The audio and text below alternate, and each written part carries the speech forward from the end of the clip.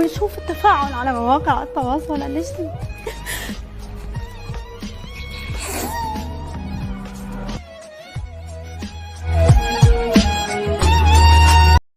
अस्सलाम वालेकुम नाजरीन, मैं हूं मोहम्मद शहजाद और आप देख रहे हैं मेरा यूट्यूब चैनल। नाजरीन, अरब टीवी पर खातून एंकर लाइव शो में इमरान खान की तस्वीर देखकर धाड़े मार मार कर रोती रही। रोते हुए उसने कहा कि आज फ़लस्तीनियों पर ढाए जाने वाले मजालम पर बात करने वाला कोई नहीं, और इमरान खान जो कि मुसलमानों की एक मजबूत आवाज़ हैं, जिन्होंने फ़लस्तीन के मुसलमानों पर ढाए जाने वाले मजालम पर खुल के बात करनी थी और इसराइल को आड़े हाथों लेना था, वो आज जेल में बंद हैं।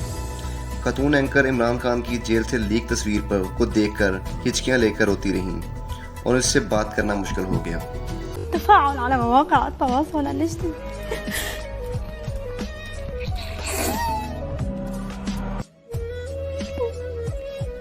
ونشوف التفاعل على مواقع التواصل الاجتماعي.